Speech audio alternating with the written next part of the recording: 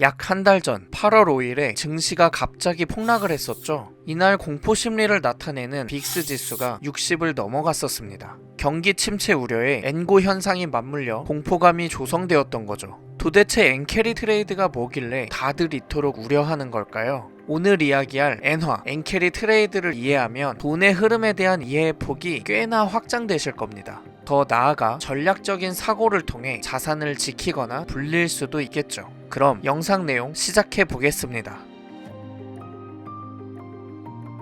일본에서는 그나마 이자가 높고 안전한 우체국 예금을 많이 하는 편인데요. 그런데 우스갯소리로 전철을 타고 가야 하는 우체국에는 예금을 하지 말라는 말을 합니다. 왜냐면 전철을 타고 왔다 갔다 하는 비용이 결국 예금 이자보다 많이 나오기 때문에 나온 말이죠.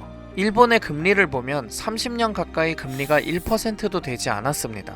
2008년 금융위기 이후로는 가뜩이나 낮은 금리를 더 낮추기만 했죠. 그러다 2016년 2월부터는 마이너스 금리까지 내립니다. 도대체 일본 사람들은 어떻게 재테크를 해야 할까요? 2007년 어느 날 갑자기 한 사건이 화제가 됩니다. 50대의 전업주부가 4억엔, 즉 우리나라 돈으로 당시 약 50억 원을 벌고 세금을 내지 않아 벌금을 크게 맞은 사건이 뉴스에 나온 거죠. 이 부인은 일본의 싼 이자로 돈을 빌려다가 다른 나라의 수익률이 높은 곳에 투자한 겁니다. 게다가 엔화 가치는 계속 떨어지다 보니 환율 이익까지 보게 되는 거죠.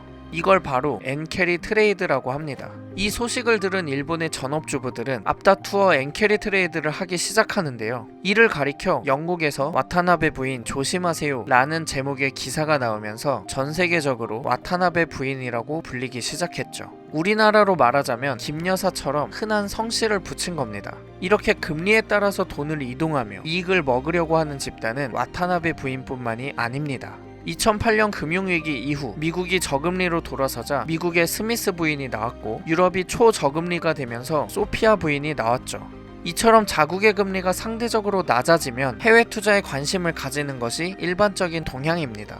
자, 여기서 중요한 돈의 속성 한 가지. 돈은 리스크가 같다면 수익이 높은 곳으로 몰려다니는 속성이 있다. 꼭 기억해 두세요. 당연한 듯 보이지만 돈의 흐름과 속성을 잘 이해하는 것이 통찰력을 주기 때문입니다.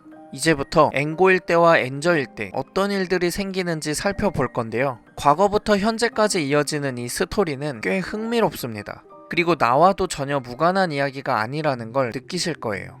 1869년 11월 17일 수에즈 운하가 개통이 됩니다. 19세기에 증기선이 발명되고 유럽과 인도양의 거리를 단축하는 운하의 필요성이 커졌기 때문이었죠. 이때 운하의 건설 비용은 이집트 정부와 프랑스 민간 투자자들이 반반씩 부담했습니다. 그래서 지분도 20만 7천 주는 프랑스가, 17만 7천 주는 이집트가 소유했죠. 수에즈 운하로 인해서 유럽에서 인도양으로 나가는 거리는 최대 9,900km나 단축되었습니다. 몇 달을 빨리 오갈 수 있는 거리죠. 그런데 문제가 있었어요. 이집트 정부가 경제 발전을 목적으로 수에즈 운하 외에도 엄청난 비용을 인프라 건설에 사용했다는 건데요. 1년 수입이 800만 파운드인 나라인데 국가 부채가 9천만 파운드까지 증가했습니다. 수에즈 운하 초기에는 물동량이 부족했기 때문에 공사 비용을 조달하려고 발행했던 채권을 수에즈 운하 수입으로 상환하기에는 무리가 있었죠. 때가 되어 채권 만기가 돌아오자 이집트는 수에즈 운하의 지분을 매물로 내놓게 됩니다. 그 수에즈 운하의 이집트 지분 전부를 영국이 싹 매수하죠. 그렇게 수에즈 운하는 프랑스와 영국의 소유가 됩니다. 시간이 흘러 1952년 7월 이집트에서 군부 쿠데타가 발생합니다. 그리고 쿠데타의 주역인 나세르가 대통령에 취임하며 정권을 장악하죠. 나세르는 소련을 비롯한 동구권과의 외교를 강화해 나가는데요. 그리고 1956년 7월 수에즈 운하를 국유화하겠다고 선언하죠. 수에즈 운하 대주주인 영국과 프랑스는 어이가 없지 않았겠습니까? 그래서 영국과 프랑스는 수에즈 운하의 권리를 되찾기 위해 이스라엘을 앞세워 이집트를 공격합니다. 이스라엘은 홍해로 나가는 육상 통로를 갖고 싶어 했거든요. 그렇게 이스라엘은 이집트를 공격했고 영국과 프랑스는 수에즈 운하를 점령합니다. 근데 이걸 본 미국과 소련은 화가 나는 거예요. 지는 해인 영국과 프랑스가 협의 없이 일방적으로 이집트를 공격했기 때문이죠. 미국은 정부가 보유한 영국 국채를 전량 매각하겠다고 위협했고 소련은 핵공격을 할 수 있다며 나섰습니다. 영국과 프랑스는 하는 수 없이 수에즈 운하에서 철수하게 되죠. 반면 이스라엘은 홍해로 가는 육로를 확보하며 목표를 달성합니다. 이 사건을 2차 중동전쟁이라고 부릅니다. 이집트의 나세르는 이스라엘과의 전쟁에선 패배했지만 영국과 프랑스로부터는 수에즈 운하를 지켜냈습니다. 그렇게 나세르는 이집트에서 영웅 대접을 받으며 지지율이 크게 올라갔어요. 그리고 1967년 6월 5일 새벽, 나세르는 이스라엘이 확보한 홍해로 가는 육로를 봉쇄하며 이스라엘과 협상을 시도합니다. 이스라엘 선박들이 수에즈 운하를 지날 때 이스라엘 국기만 내리면 통과를 허용하겠다. 나세르는 이 정도는 이스라엘이 협상에 응할 거라 생각했죠. 하지만 이스라엘은 그날 아침 8시경 전투기로 이집트 공군기지를 폭격해버립니다. 3시간 동안 폭격하자 이집트가 보유한 항공기는 4분의 3이 파괴되었어요. 게다가 공군과 레이더 기지 등도 다 파괴되었죠. 그렇게 이스라엘 공군이 하늘을 먼저 장악한 후 전차를 앞세워 수에즈 운하까지 진격했고 이집트는 결국 일주일도 안 되어서 항복을 합니다. 이렇게 3차 중동 전쟁은 끝이 나죠. 그리고 1973년 10월 6일 이스라엘의 휴일이었습니다. 이스라엘 군인들이 휴가를 떠났을 때 이집트는 기습 공격을 해요. 이스라엘은 전투기의 10%가 넘게 파괴되고 전차는 800대가 파괴되는 상황에 이릅니다. 이때 미국 대통령이 닉슨이었는데요. 대통령 재선을 위해 야당의 사무실에 도청 장치를 설치하다 들켜서 궁지에 몰린 상태였습니다.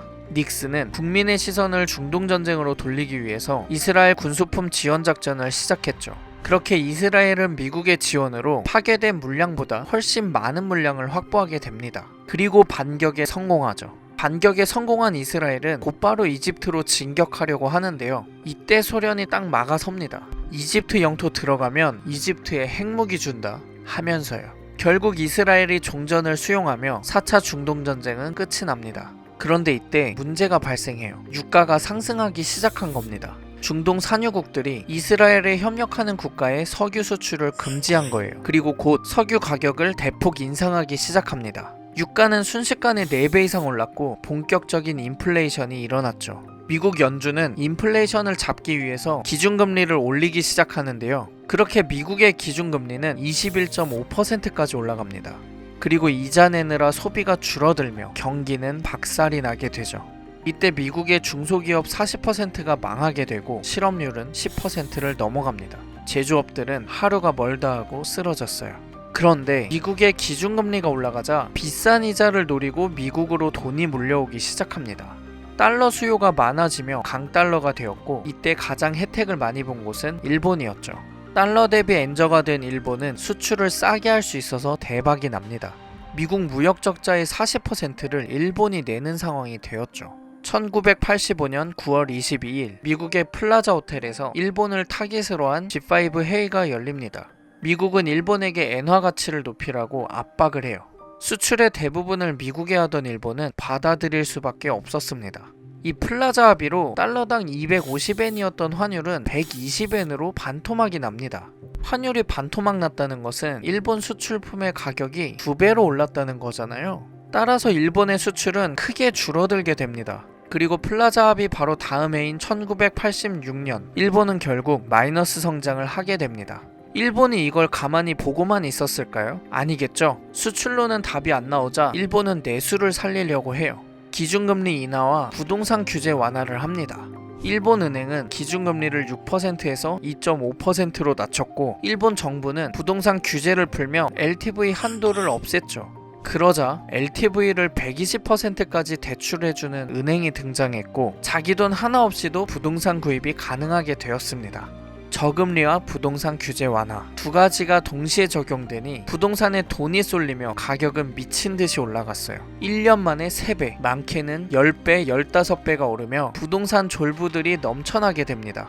저금리와 은행 대출 경쟁은 일본의 주가 역시 폭등하게 만들었죠. 일본 정부는 거품 경제에 문제가 있다며 대책을 발표합니다. 기준금리를 2.5%에서 다시 6%로 올리고 LTV를 70%로 제한한 거죠. 어떻게 되었을까요? 아시는 것처럼 부동산 시장은 한방에 주저앉았고 경기 침체에 노령화까지 그렇게 장기 침체의 늪에 빠지게 됩니다. 일본은 부동산 버블 이후 지금까지 쭉 저금리를 유지해 오고 있어요. 정부는 엔화 가치를 낮춰서 수출을 늘리고 경기 부양을 하려고 한 겁니다.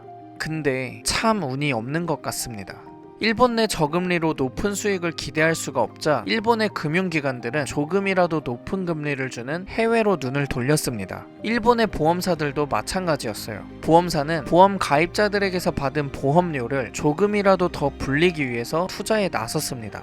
그런 상황 가운데 고베 대지진이 일어나죠. 상당히 많은 보험금을 지급해줘야 하는 사태가 벌어진 거죠. 보험사들은 꽤 많은 자금이 해외에 투자되어 있었으니 이 돈을 회수해서 다시 일본으로 가져오게 됩니다.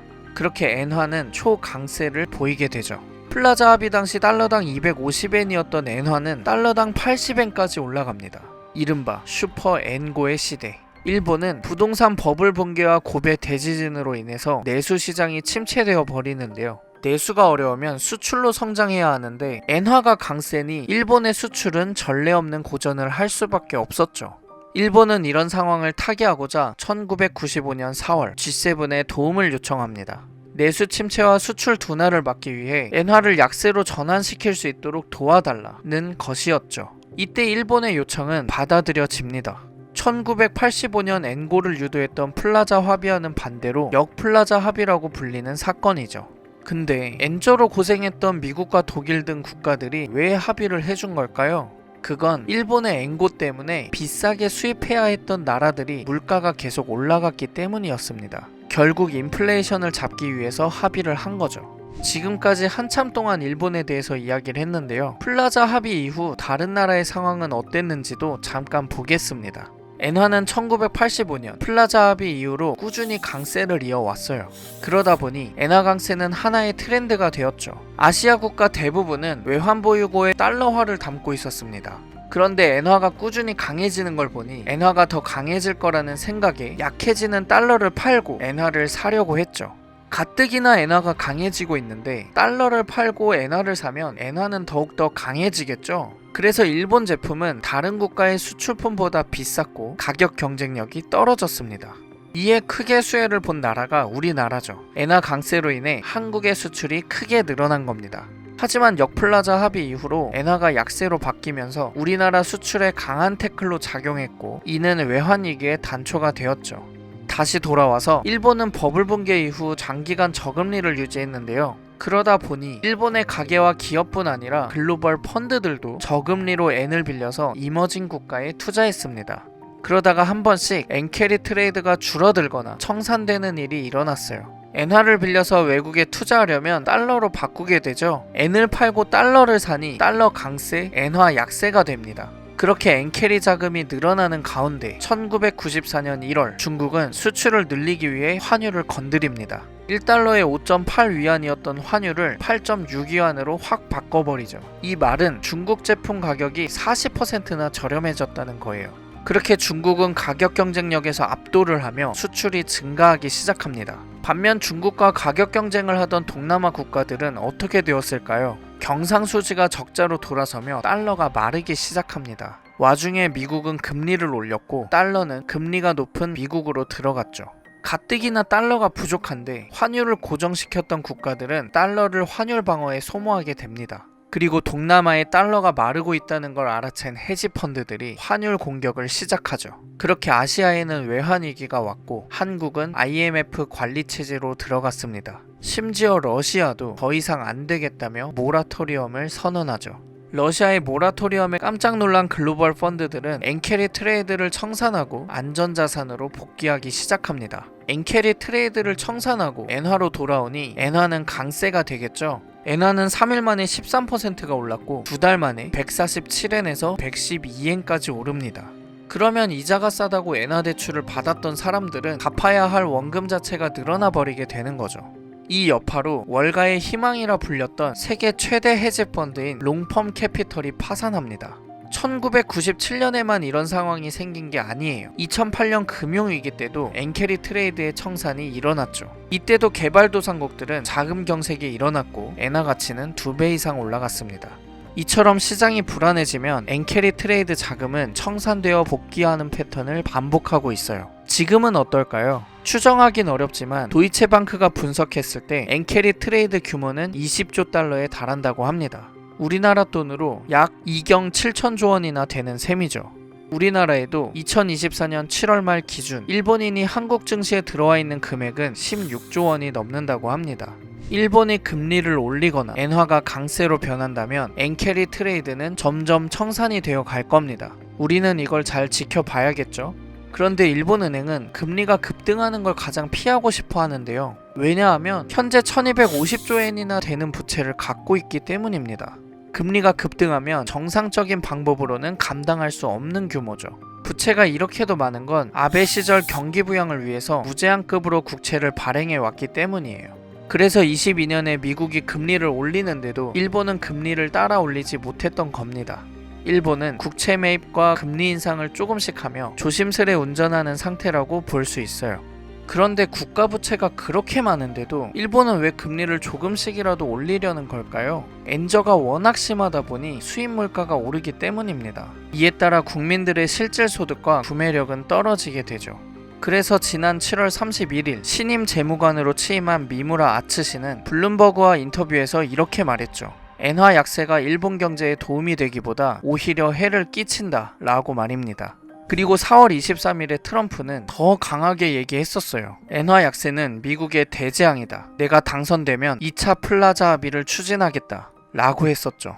고금리에서 저금리로, 강달러에서 약달러로, 엔저에서 엔고로 전환되는 시점에는 돈의 흐름이 크게 바뀔 수 있습니다. 따라서 미국이 금리를 내리고 일본은 금리를 올리는 상황이 왔을 때 돈이 어떻게 움직일지가 관전 포인트라고 할 수 있죠. 마침 이번 잭슨홀 미팅 때 연준 의장인 제롬 파월은 금리 인하를 시사했습니다. 이렇게 되면 엔캐리 트레이드의 매력은 어떻게 될까요? 그리고 엔캐리 트레이드가 청산되면 일본에게는 무엇이 이득이고 무엇이 손해일까요? 여러분이 보시기엔 요즘 경제 분위기, 국제 정세는 어떤 것 같은가요? 오늘 영상이 도움되셨다면 구독과 좋아요, 알림 설정까지 해주시고요. 앞으로도 유익한 경제 공부 함께하면 좋겠습니다. 시청해주셔서 감사합니다. 이상 어치버였습니다.